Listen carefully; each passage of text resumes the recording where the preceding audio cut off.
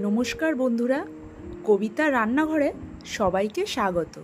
আজকে আমি সবার পছন্দের কচু শাকের রেসিপি শেয়ার করছি, যা খেতে এতটাই ভালো হয় এবং নিমেষেই আপনারা এক থালা ভাত শেষ করে দিতে পারেন এই রকমভাবে কচু শাকের রেসিপিটি রান্না করে।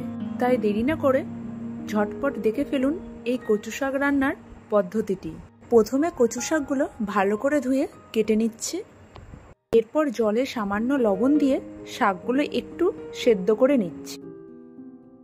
সেদ্ধ করে নামিয়ে ঠান্ডা করার পরে শাকটার পেস্ট তৈরি করে নেব।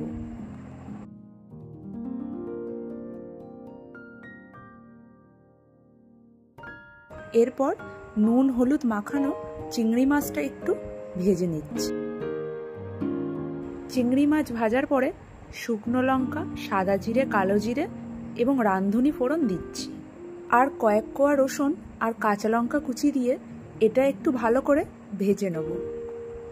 ভালো করে ভাজার পর সামান্য চিনি, লবণ, হলুদ দিয়ে একটু নাড়াচাড়া করেই পেস্ট করে রাখা শাকটা দিয়ে দিচ্ছি। শাক দিয়ে এটা 7 থেকে 8 মিনিটের মতন হাই ফ্লেমে হবে এবং এটা ঘন ঘন নাড়াচাড়াও করতে হবে।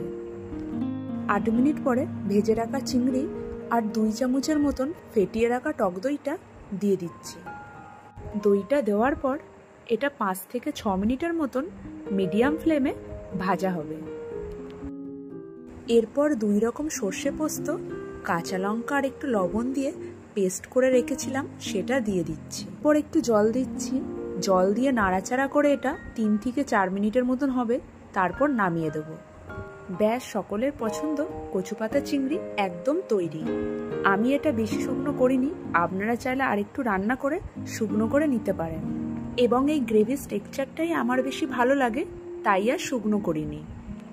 আর রেসিপিটি ভালো লাগলে লাইক, শেয়ার, কমেন্ট করবেন এবং নতুন নতুন রেসিপি দেখতে পাওয়ার জন্য অবশ্যই আমার পাশে থাকবেন।